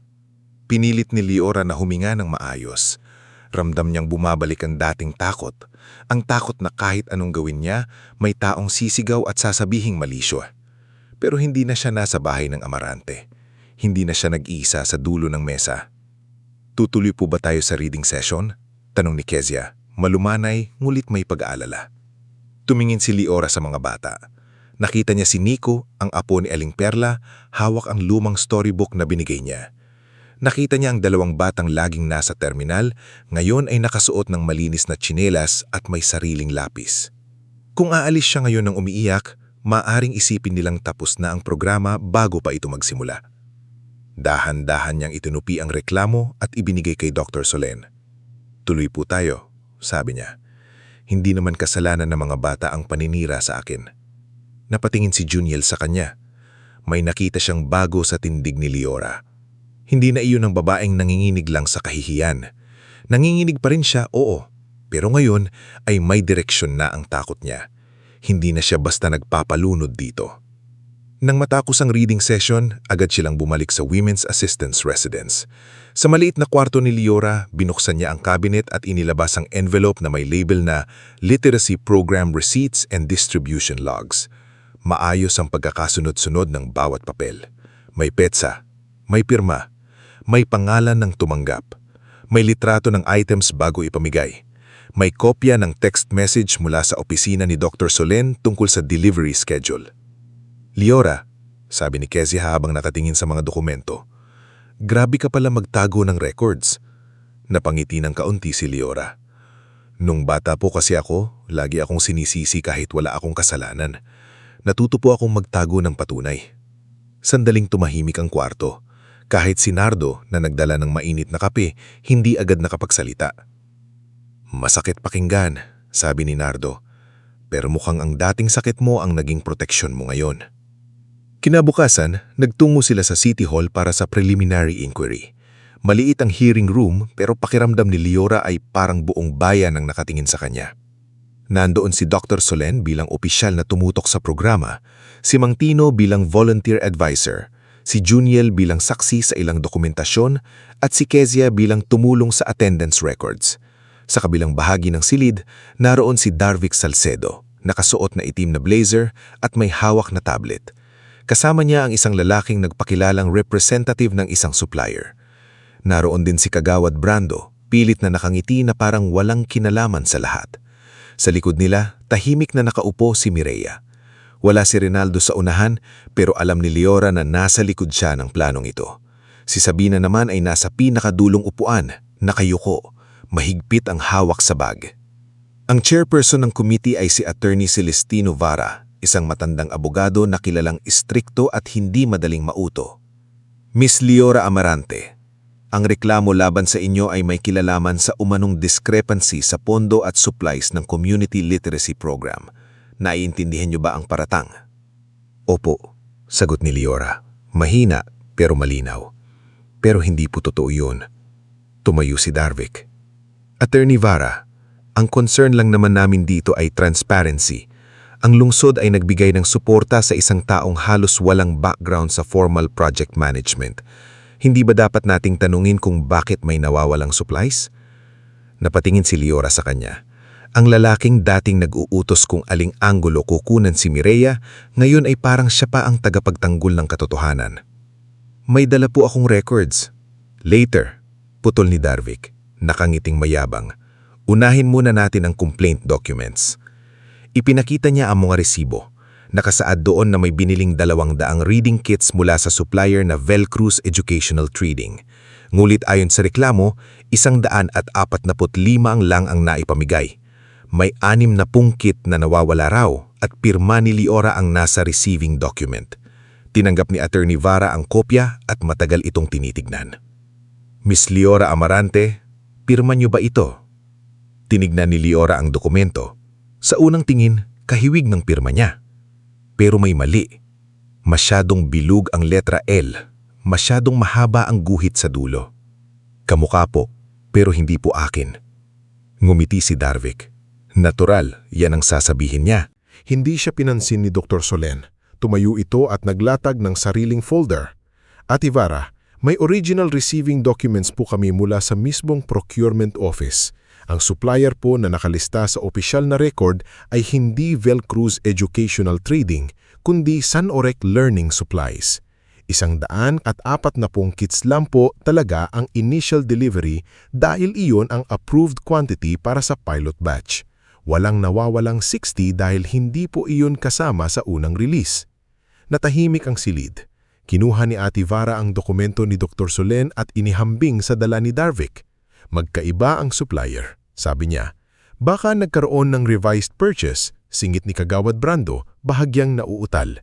Minsan po kasi sa barangay coordination, hindi kayo tinatanong Kagawad. Malamig na putol ni Ate Vara. Napayuko si Brando. Ipinakita ni Liora ang distribution logs. Isa-isa nitong ipinaliwanag kung saang barangay napunta ang kits, sino ang tumanggap at ilang bata ang nasa bawat grupo. May litrato pa ng ilang bata habang hawak ang mga bag. Hindi po ako mahusay magsalita, sabi ni Liora habang nanginginig ang daliri sa papel, pero sinigurado ko pong maayos ang listahan dahil alam ko pong hindi akin ang tulong na iyon, para po iyon sa mga batang nangarap matutong magbasa. Saglit na tumigil si Ate Vara. Marahil naramdaman niyang hindi ito depensang gawa-gawa lang. Habang sinusuri pa ang mga dokumento, biglang nagsalita si Juniel. Ati, may maidadagdag po ako. Tinignan siya ng abogado. Sino kayo? Juniel Sarmiento po, photographer. Kumuha po ako ng documentation noong dumating ang literacy supplies sa barangay hall. May timestamp po ang files. Makikita roon na 140 kits ang dumating, hindi 200. Ibinigay niya ang memory card at printed contact sheet. Isa-isang tinignan ng committee staff ang mga larawan, kitang-kita ang kahon, ang label at ang bilang. Namutla si Darvic, ngunit hindi pa roon natapos ang pagbubunyag. Habang tinitignan ni Dr. Solen ang pekeng resibo, bigla siyang napakunot noo. Sandali, Velcruz Educational Trading. Tumingin siya kay Ate Vara. Matagal ko nang narinig ang pangalan ng supplier na ito. Hindi po ba kabilang ito sa lumang feeding program issue noong nakaraang taon? Nagpalitan ng tingin ang ilang committee staff. Closed na ang Velcruz 6 months ago, sabi ng isa sa kanila matapos mag-check sa laptop. At may koneksyon ito sa isang subcontractor na ginamit sa land clearing project sa Sitio Maligaya. Nanlamig ang kamay ni Liora. Sitio Maligaya. Iyon ang lugar na dapat sana ay naabutan ng relief goods ni Mireya. Iyon din ang lugar na minsang pinag-usapan ni Rinaldo sa telepono gabing narinig ni Liora ang salitang papeles, lagda at porsyento. Tumayo si Dr. Solen, mas seryoso na ang mukha. Ate Vara, mukhang hindi lang ito simpleng reklamo laban kay Liora. Posibleng ginamit ang pekeng supplier para takpan ang ibang transaksyon. Biglang tumayo si Darvic. This is beyond the scope of this inquiry. Umupo kayo, Mr. Salcedo, utos ni Ate Vara. Napaupo si Darvic pero hindi na niya maitago ang kaba. Sa likod, si Mireya ay nakatingin sa sahig. Unti-unti niyang naririnig ang mga salitang dati ay iniiwasan niya. Supplier, pekeng resibo, Sitio Maligaya, donation, subcontractor. Hindi na ito simpleng paninira kay Liora. Kumakapal na ang usok mula sa apoy na matagal nang tinakpan ng kanilang pamilya. Pagkatapos ng hearing, pansamantalang dineklara ng committee na walang sapat na basehan para parusahan si Liora at kailangan pang iimbestigahan ang pinagmulan ng pekeng dokumento. Hindi pa tapos ang kaso pero hindi rin bumagsak si Liora sa araw na iyon. Paglabas niya ng hearing room, sumunod sa kanya si Sabina. Liora, tawag nito. Napahinto si Liora sa hallway. Kasama niya sina Dr. Solen at Kizaya pero itinaas niya ang kamay para sabihing kaya niya itong harapin. Lumapit si Sabina, maputla ang mukha, nangingini ng luha pero may halong takot ang boses. Anak, tama na ito. Huwag mo nang palakihin. Pamilya pa rin tayo. Kapag tuluyang nasira ang pangalan ng ama mo, madadamay tayong lahat. Matagal na tinignan ni Liora ang ina niya. Sa loob ng maraming taon, pinangarap niyang marinig ang salitang anak mula kay Sabina ng may lambin. Pero ngayong narinig niya ito, parang gamit lamang para pigilan siya. Ma, sabi ni Liora, mahinam ngulit may bigat. Noong pinakain ako ni Papa ng dyaryo sa harap ng mga bisita, pamilya rin ba tayo noon? Napaatras si Sabina na parang sinampal. Hindi ganon yon, Liora. Nagalit lang ang tatay mo. Napahina rin kami. Napahiya kayo? Ulit ni Liora. Nanginginig ang boses niya pero hindi siya umiiyak. Ako po ang pinahiya. Ako po ang pinilit lunukin ang papel sa harap ng mga taong tumatawa. Ako po ang anak ninyo na walang nagtanggol. Hindi ko alam ang gagawin ko noon, pero alam ninyo po ang gawin ngayon. Sagot ni Liora. Sabihin ng totoo. Tumingin si Sabina sa malayo, halatang natatakot. Hindi ganun kadali. Wala naman pong naging madali para sa akin, sabi ni Liora. Pero ginawa ko pa rin ang tama kahit takot ako. Hindi nakasagot si Sabina. Niyakap niya ang bag niya at dahan-dahang lumayo, parang babaeng nilalamunan ng sariling konsensya, ngulit hindi pa handang lumaban para rito. Sa kabilang hallway, nakatayo si Mireya. Narinig niya ang usapan. Nang magtama ang tingin nila ni Liora, pareho silang natigilan. Ano pang kailangan mo? Tanong ni Liora. Hindi galit, pero pagod. Lumapit si Mireya. Wala nang dating yabang sa kilos niya, hindi na siya ang babaeng nasa tarpulin. Para siyang batang ngayon lang naintindi na ang pedestal na kinatatayuan niya ay gawa pala sa mga butong tinapakan ng iba. Hindi ko alam na ganito kalalin, sabi ni Mireya. Alin? Tanong ni Liora. Ang paninira sa akin o ang kasinungalingan ninyo? Napapikit si Mireya. Pareho. Tahimik sila sandali. Sa unang pagkakataon, walang magulang sa pagitan nila, walang bisitang kailangang pahamain, walang kamera ni Darvik na naghahanap ng magandang anggulo. Ginamit ka rin nila, sabi ni Liora. Napatingin si Mireya, tila nasaktan. Hindi, ako ang paborito. Oo, sagot ni Liora, pero paborito ka hanggat kapaki-pakinabang ka. Kapag kailangan nilang may sumalo ng kasalanan, ikaw ang susunod. Hindi agad nakapagsalita si Mireya dahil sa loob niya alam niyang tama si Liora. Noong lumabas ang issue sa charity posts, si Rinaldo mismo ang nansabing, sabihin mong ikaw ang nagkamali sa documentation, mas madaling patawarin ang batang babae kaysa sa negosyanteng ama. Noong una, inisip niyang paraan lang iyon para iligtas ang pamilya. Ngayon, naiintindihan niya, ginagawa na rin siyang panangga. Liora, mahina niyang sabi. Paano kung magsalita ako? Tumingin si Liora sa kanya. Matagal. Maingat. Hindi madaling magtiwala sa taong matagal na nananahimik habang dinudurog siya. Kung magsasalita ka, sabi ni Liora, huwag para magmukha kang biktima. Magsalita ka dahil iyon ang totoo. Tumulo ang luha ni Mireya. At kung hindi mo ako mapapatawad? Hindi iyon ang uunahin mo, sagot ni Liora. Unahin mong itigil ang kasinungalingan. Kinabukasan, naging mas malalim ang investigasyon. Pinatawag ng City Hall ang procurement records ng ilang lumang proyekto, doon lumabas ang pangalan ng Velcruz Educational Trading hindi lang sa peking reklamo laban kay Liora, kundi pati sa ilang proyektong dinaanan ni Rinaldo Amarante bilang private contractor. May mga pirma ni Kagawad Brando, may rekomendasyon mula sa opisina ng barangay, may mga halagang hindi nagtutugma sa aktwal na naihatid. Nang malaman ito ni Rinaldo, nagwala siya sa bahay. Walang magsasalita, sigaw niya habang ibinabato ang dyaryo sa mesa. Lahat kayo mananahimik. Nasa hagdan si Mireya, nanginginig habang hawak ang cellphone. Nainig niya ang usapan ni Rinaldo at Darvik sa sala. Kapag pinatawag ako sa public hearing, kailangan may ibang masisi, sabi ni Rinaldo. Si Mireya, sagot ni Darvik. Sabihin nating siya ang nag-recommend ng supplier sa charity tie-in. Bata pa siya, madaling sabihing naive. Nanigas si Mireya. Anak ko yun, sabi ni Sabina, pero mahina. Anak? Tawa ni Rinaldo. Mas mahalaga bang mailigtas siya kaysa buong pamilya?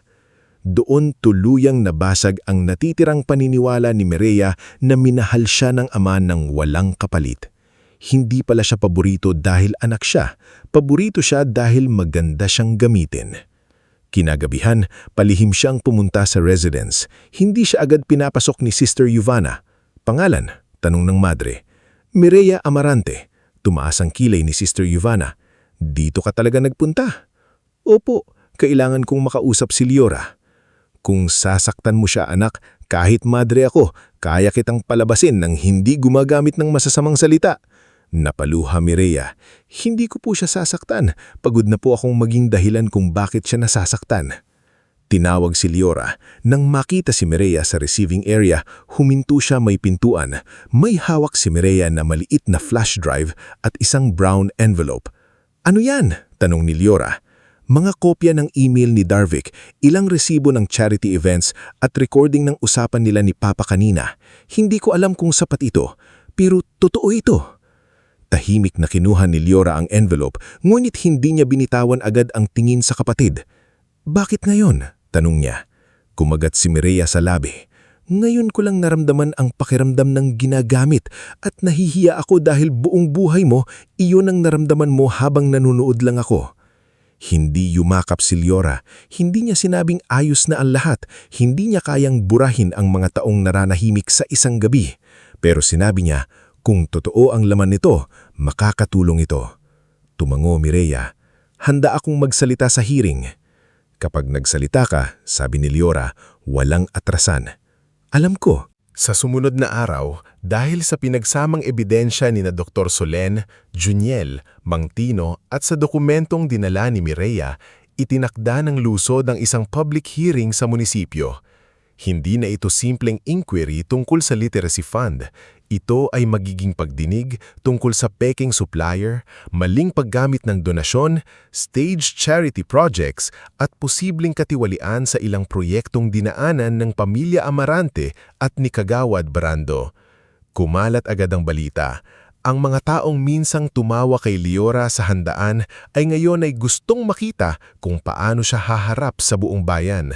Si Madam Corazon, na dati ay malakas manlait, ngayon ay tahimik sa tuwing nababanggit ang pangalan ng Amarante. Si Darvic ay naghahanda ng umalis ng lungsod, ngunit binabantayan na ng ilang tauhan ng mayor. Si Renaldo naman ay pilit pa ring naniniwalang kaya niyang takutin ang lahat. Sa gabi bago ang public hearing, nakaupo si Liora sa maliit na beranda ng residence. Hawak niya ang punit na diaryong matagal na niyang itinago. Lumapit si Mang Tino at umupo sa tabi niya. Natatakot ka? Tanong nito. Opo, sagot ni Liora. Pero hindi na po tulad dati. Anong pinagpaiba? Tumingin si Liora sa loob ng residence.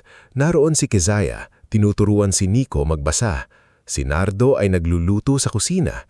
Si Sister Ivana ay tahimik na nagdadasal. Si Dr. Solen ay nasa opisina, inaayos ang mga dokumento. Si Juniel ay naghahanda ng verified files at sa isang sulok, si Mireya ay nakaupo mag-isa, hawak ang sarili niyang statement. Dati po, sabi ni Liora, natatakot akong magsalita kasi baka wala akong kakampi. Ngayon po, natatakot pa rin ako pero alam kong kahit manginig ako, may katotohanan akong dala. Ngumiti si Mang Tino. Iyon ang tapang hiha, hindi pagkawalan ng takot, kundi paglakad kahit kasama mo ito. Kinabukasan, maaga pa lang ay puno na ang munisipyo. Naroon ang media, mga barangay officials, mga negosyante, mga residente ng Sitio Maligaya, mga batang kasama sa literacy program at mga taong minsang naging tahimik na saksi sa pagbagsak at pagbangon ni Liora. Sa labas ng hearing hall, huminto si Liora. Naririnig niya ang ugong ng mga tao sa loob. Huminga siya ng malalim. Lumapit si Dr. Solen. Handa ka na. Tumingin si Liora sa kanya, pagkatapos ay sa punit na diaryong nakatiklop sa kanyang folder. Hindi pa po buo, pero handa na akong magsimula. At sa pagbukas ng malaking pinto ng munisipyo, pumasok si Liora Amarante, hindi bilang anak na ipinahiya sa handaan, kundi bilang babaeng handang linisin ang pangalan niya at ilabas ang katotohanang matagal ng pilit ipinakain sa kanya bilang kasinungalingan.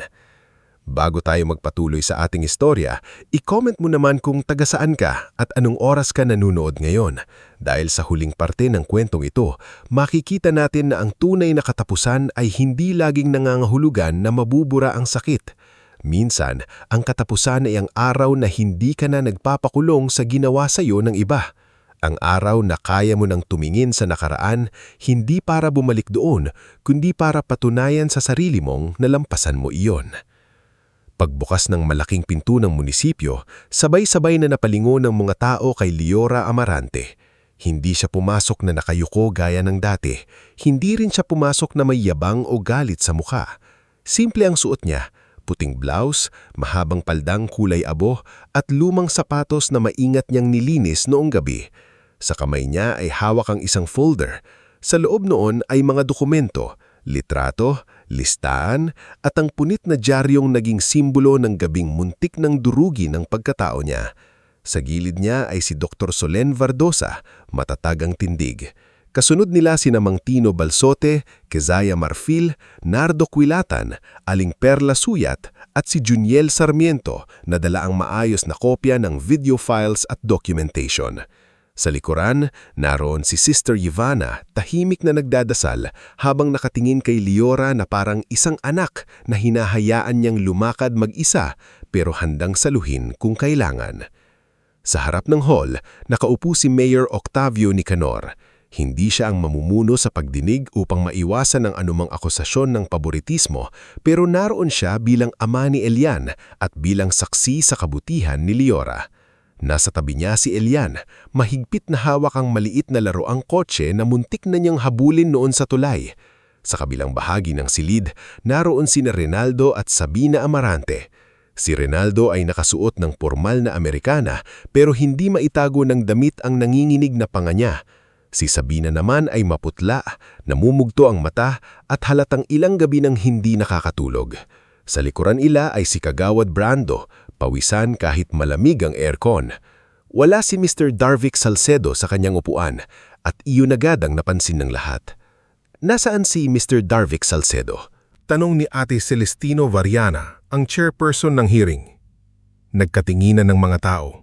Si Rinaldo ay umiwas ng tingin. Tumayo ang isang staff mula sa munisipyo. Ate Variana, ayon po sa report, sinubukan ni Mr. Salcedo na umalis ng San Laureano kaninang madaling araw. Naabutan siya sa bus terminal, dala ang ilang dokumento, external drive at malaking halaga ng pera. Nasa kustodya na po siya ng mga otoridad habang isinasagawa ang karampatang proseso. Nag-ingay ang mga tao sa loob ng hall. May napabulong, may napailing. May agad na nagtaas ng cellphone para mag-record. Order! Mariing sabi ni Ate Variana. Hindi ito palengke. Ito ay public hearing. Tumahimik ang lahat, pero lalo lamang bumigat ang hangin. Tinawag muna si Dr. Solen. Isa-isa niyang inilatag ang mga opisyal na record ng literacy program, ang approved budget, ang totoong supplier, ang bilang ng kits, ang delivery photographs, at ang distribution logs na pirmado ng mga magulang at barangay workers. Base sa dokumentong hawak ng City Social Welfare Office, malinaw niyang pinaliwanag, walang nawawalang 60 literacy kits. Ang bilang na 200 ay lumitaw lamang sa peking resibo na iniugnay sa Velcruz Educational Trading. Ang supplier na iyon ay matagal nang sarado, ngulit lumitaw ang pangalan sa ilang naunang proyekto na may koneksyon sa mga transaksyon na dinaanan ni Ginoong Renaldo Amarante at sa pirma ni Kagawad Brando. Napatingin ang mga tao kay Renaldo. Matalim ang tingin ng ama, parang binabalawaan siya. Napatingin siya kay Sabina na umiiling ng bahagya, parang nagmamakawang manahimik na lang siya.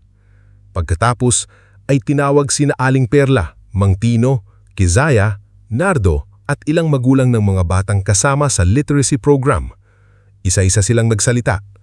Si Aling Perla ang unang tumayo. Hawak niya ang lumang panyo sa kamay. Hindi po mayaman si Liora, pero noong wala akong pambili ng gamot ng apo ko, siya ang tumulong. Hindi niya ipinangalandakan, hindi niya pinikturan, hindi niya ginawang content. Basta tumulong siya. Kaya nung nakita kong pinahiya siya sa bahay nila, parang anak ko ang sinaktan. Napahawak si Nico sa palda ng lola niya. Si Ate Liora po ang nagturo sa akin magbasa, hindi po siya magnanakaw. May ilang tao ang napaluha. Sumunod si Mang Tino. Inayos niya ang salamin niya bago magsalita. Dating grupo ako. Maraming bata akong nakita sa buhay ko. May matalino, may tamad, may masipag, may suwail. Pero si Liora, kakaiba. Hindi siya maingay, pero malalim ang malasakit. Kung may kasalanan man siya, iyon ay ang sobrang pagtitiis sa mga taong hindi marunong kumilala sa kanya. Napatingin si Liora sa sahig. Pinipigilan niyang luha pero hindi niya pinigilan ang sarili niyang na maramdaman ang bawat salita na iyon. Matagal niyang hinintay na may magsabi sa harap ng tao na hindi siya walang kwenta. At ngayon, naririnig niya iyon. Nang tinawag si Mireya Amarante, mas lalo tumahimik ang silid. Tumayo siya mula sa likuran. Wala siyang suot na mamahaling gown, walang makeup na makapal, Walang camera crew na bumubulong kung paano siyang ngingiti. Simple ang damit niya at nanginginig ang kamay habang hawak ang kanyang statement. Napatingin siya kay Rinaldo, matalimang tingin ng ama, parang binabalawaan siya. Napatingin siya kay Sabina na umiiling ng bahagya, parang nagmamakawang manahimik na lang siya. Pagkatapos ay tinawag siya ni Liora. Hindi galit ang mukha ni Liora, hindi rin malambot, tahimik nang naghihintay. Huminga ng malalim si Mireya. Ako po si Mireya Amarante. Panimula niya. At marami po akong kailangang aminin. Nag-angat ng tingin ng mga tao. Ang ilan po sa charity projects na ginamit ko para sa aking social media image at sa titulong Youth Ambassador of Compassion ay hindi totoong naipatupad gaya ng ipinakita namin. May mga photo ops na ginawa para magmukhang tumulong kami. May mga donasyon na hindi buo ang naihatid. May mga batang pinapila para sa litrato pero hindi nasundan ng tunay na suporta. Umiyak si Sabina. Si Rinaldo ay biglang tumayo. "Mireya! Umupo ka!" sigaw niya. "Mr. Amarante," mahigpit na sabi ni Atty. Vara. "Maupo kayo. Huwag ninyong gambalayin ang saksi." Napilitan si Rinaldo na umupo, pero namumula ang mukha niya. Nagpatuloy si Mireya kahit nanginginig ang boses. "Hinayaan ko pong manahimik habang si Liora ang sinisisi, minamaliit at pinapahiya. Tinanggap ko ang papuri na hindi dapat sa akin at nang lumabas ang issue, pumayag akong pag-usapan kung paano maililipat ang sisi sa kanya. Hindi ko po sinasabing biktima lang ako. May kasalanan ako. Nanahimik ako dahil natakot akong mawala ang pagiging paborito." Tumingin sa kay Liora. "Hindi ko hinihingi na patawarin mo ako ngayon, pero gusto kong marinig ng lahat na hindi ikaw ang walang kwenta sa pamilya natin. Ikaw ang matagal naming ginamit para hindi namin makita ang sariling kabulukan." May humikbi sa likod ng hall. May ilang tao namang napailing, marahil dahil sa bigat ng pag-aamin. Inilabas ni Mireya ang flash drive at brown envelope. Narito po ang kopya ng ilang email ni Darvic Salcedo, recordings ng usapan tungkol sa paggamit ng pekeng supplier at dokumentong nagpapatunay na si Liora ay sinadyang idawit sa issue ng literacy fund. Tinanggap iyon ng committee. Doon tuluyang gumuho ang pader na itinayo ni Rinaldo. Tinawag si Kagawad Brando. Noong una, paligoy-ligoy pa siya. Sinabi niyang hindi niya alam ang detalye, na pumirma lamang siya dahil pinagkakatiwalaan niya si Rinaldo. Ngunit nang ipakita ang kopya ng mga pirma niya sa lumang proyekto sa Sitio Maligaya at ang mga mensahe sa pagitan nila ni Darvic, nagsimula na siyang mautal. "Pinilit lang po ako," sabi niya. "May porsyento lang na ipinangako. Hindi ko po alam na ganito kalaki ang lalabas." "Porsyento?" ulit ni Atty. Vara. Napahawak sa ulo si Rinaldo. Mula roon, naging malinaw na ang lahat. Ang pekeng paratang laban kay Liora ay hindi simpleng paninira. Ito ay pagtatangkang ilihis ang pansin mula sa mas malalim na katiwalian. Mga donasyong hindi nakarating, mga proyektong ginamit para sa pangalan at mga dokumentong minanipula para makinabang ang ilang tao. Nang si Rinaldo na ang tinawag, tumayo siya ng may natitirang yabang. "Lahat ng ito ay palabas," sabi niya. "Ginagamit lang ng anak kong si Liora ang awa ng tao. Mayor, social welfare, photographer, lahat sila kampi-kampi laban sa akin." Hindi na nakapagpigil si Mayor Octavio. "Ginoong Amarante," sabi niya, mababa ngulit malinaw ang boses. "Kung gusto ko kayong siraan, matagal ko na sanang ginawa. Pero ang nangyari sa anak ninyo ay nakita ng maraming tao. Ang kabutihan niya sa anak ko ay napatunayan at ang dokumento laban sa inyo ay hindi galing sa emosyon, galing iyon sa pirma, resibo at records." "Anak ko siya!" sigaw ni Rinaldo habang itinuturo si Liora. Sa pagkakataong iyon, tumayo si Liora. Hindi iyon planado. Hindi siya nakasulat sa listahan ng magsasalita sa sandaling iyon. Pero nang narinig niya ang salitang iyon, disiplina, parang bumalik sa kanya ang lahat ng taon ng paninisi, panliliit at pananakit na tinawag nilang pagpapalaki. Attorney Vara, mahinahon niyang sabi. Maaari po ba akong magsalita? Tumanggo ang chairperson. Tumayo si Liora sa gitna. Hawak niya ang punit na dyaryo. Tinignan niya muna ang mga tao na roon. Ang mga batang natulungan niya, ang mga taong minsang hindi nagsalita para sa kanya. Ang kapatid niya na ngayon ay nakayuko. Ang inang umiiyak at ang amang galit pa rin kahit lantad na ang katotohanan. Noong gabing pinakain ako ng dyaryo ng tatay ko, akala ko iyon na ang pinakamababang araw ng buhay ko. Akala ko kapag nakita ng maraming tao na ganun ako tratuhin, habang buhay ay iyon na ang magiging larawan nila sa akin. Hininga siya ng malalim. Pero mali ako. Dahil ang dyaryong iyon na ginamit para sabihing walang kwenta, iyon pala ang makakapagdugtong sa akin sa batang nailigtas ko. Iyon pala ang magbubukas ng pinto para makita ng iba na hindi lahat ng tahimik ay walang ginagawa. Tumulo ang luha niya pero hindi nabasag ang boses niya. Hindi ko po gustong makulong sa galit. Hindi ko rin po gustong ubusin ang buhay ko sa paghihinggan. Gusto ko lang mabuhay ng hindi na kailangang patunayan araw-araw na karapat-dapat akong tratuhin bilang tao. Napayuko si Sabina at humagulgol, ngunit hindi tumigil si Liora. Kung may dapat managot, hayaan nating batas ang humawak. Kung may dapat magbago, sana magsimula iyon sa pagtanggap ng totoo. At kung may matututuhan ng mga magulang sa kwento ko, sana ito iyon. Hindi lahat ng anak na tahimik ay mahina. Minsan, sila lang ang matagal na nagtiis para hindi masira ang pamilyang sila mismo ang sumisira sa kanya. Matagal na katahimikan ang sumunod. Pagkatapos, may isang batang pumalakpak, si Nico. Sumunod si Elian. Pagkatapos si Kezia, si Nardo, si Mang Tino, hanggang unti-unting napuno ng palakpakan ang buong hall. Hindi palakpak ng palabas, hindi palakpak para sa tarpaulin. Palakpak iyon para sa katotohanang sa wakas ay nakalabas. Sa pagtatapos ng hearing, inirekomenda ng committee ang pagsasampa ng kaukulang kaso laban kina Rinaldo, Darvic at Kagawad Brando, kaugnay ng falsification, misuse of funds at iba pang paglabag na mapapatunayan sa mas malalim na investigasyon. Si Darvic ay tuluyang hinarap ang proseso matapos mahuli sa terminal. Si Kagawad Brando ay nasuspende habang isinasagawa ang investigasyon. Si Rinaldo ay nawalan ng ilang kontrata, pinatawan ng freeze order ang ilang account na konektado sa mga proyekto at unti-unting iniwan ng mga taong dati ay nagpapalakpak sa kanya. Si Mireya naman ay tinanggal sa titulong Youth Ambassador of Compassion. Hindi siya pinalakpakan, hindi rin siya agad pinatawad ng bayan. Ngunit sa halip na magtago, pumayag siyang tumulong sa Audit at Community Restitution Program. Sa unang pagkakataon, gumawa siya ng mabuti ng walang kamera sa harap. Lumipas ang 2 taon.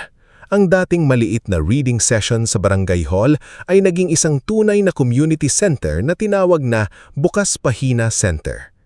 Matatagpuan iyon sa dating lumang bodega malapit sa palengke na inayos sa tulong ng lungsod, volunteers at ilang negosyanteng gustong bumawi sa katahimikan nila noon.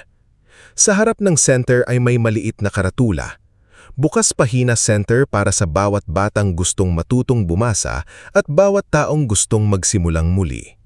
Si Liora, ngayon ay nagtapos na sa kursong Community Development sa tulong ng scholarship ang tumatayong program director. Hindi pa rin siya maingay, hindi pa rin siya mahilig sa papuri, pero kapag nagsasalita siya ngayon, nakikinig ang mga tao. Si Mang Tino ang library advisor.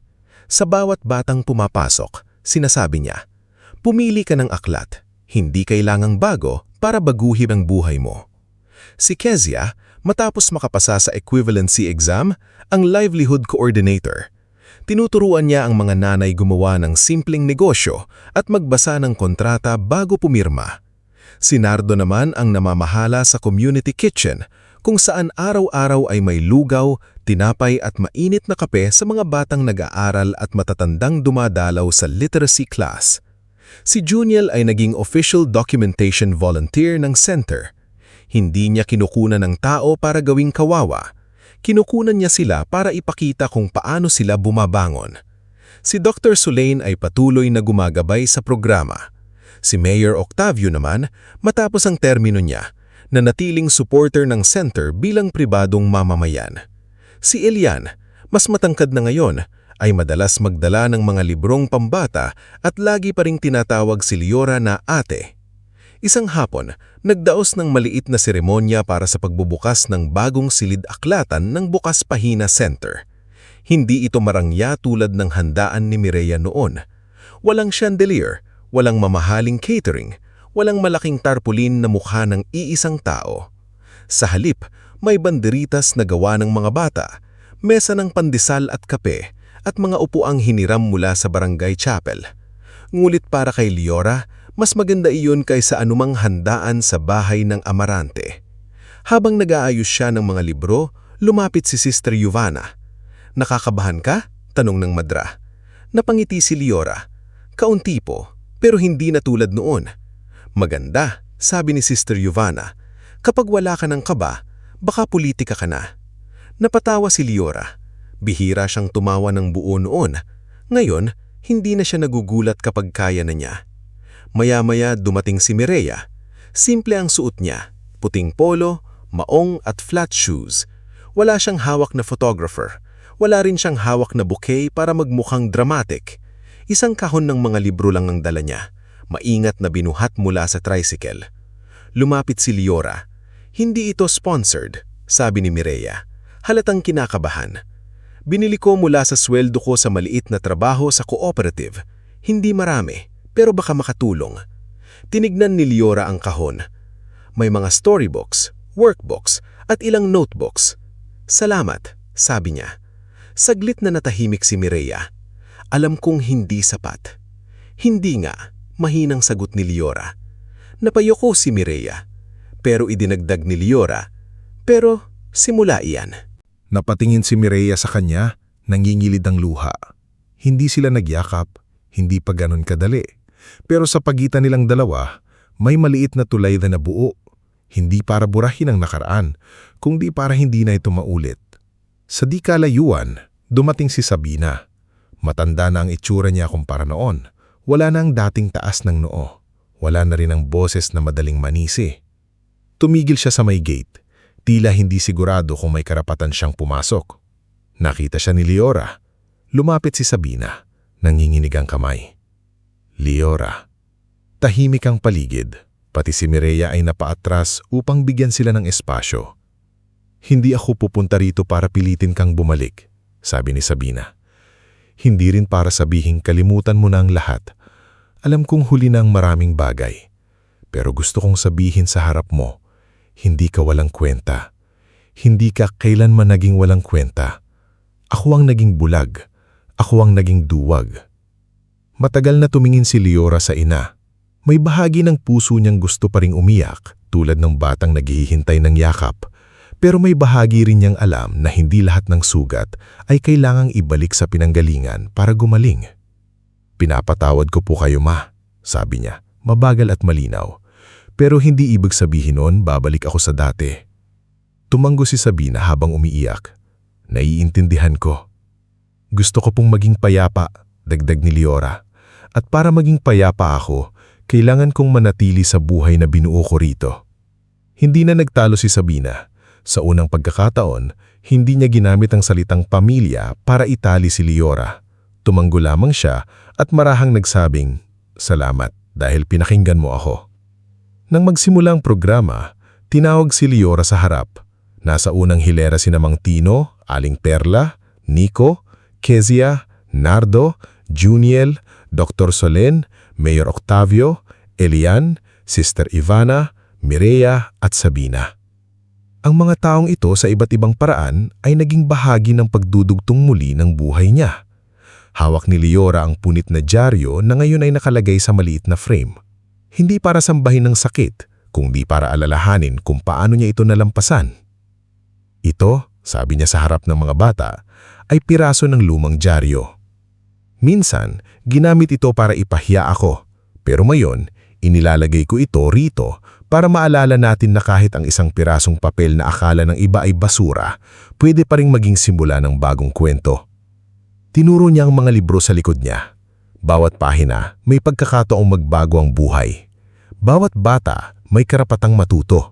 At bawat taong nasaktan, may karapatang bumangon nang hindi hinihingi ang permiso ng nanakit sa kanya.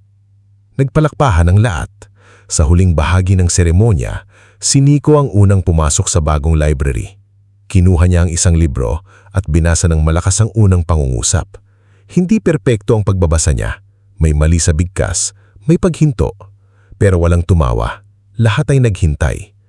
Ngumiti si Liora habang pinapakinggan siya. Sa labas, unti-unting lumulubog ang araw sa San Lorenzo. Ang liwanag ay tumatama sa bintana ng Bukas Pahina Center, dumadaan sa mga istante ng libro, at humahalop sa framed na piraso ng dyaryo sa dingding. Hindi na iyon simbolo ng kahiyaan, simbolo na iyon ng pagbangon. At si Liora Amarante, ang anak na minsang itinulak sa dulong mesa, ang babaeng minsang pinakain ng dyaryo para ipamukhang wala siyang halaga, ay hindi na naghihintay na kilalanin ng pamilyang nanakit sa kanya. May sarili na siyang tahanan, may sarili na siyang pangalan, at higit sa lahat, may sarili na siyang kwento. Isang kwentong hindi na isinulat ng galit ng iba, kung di ng tapang niyang magsimula muli.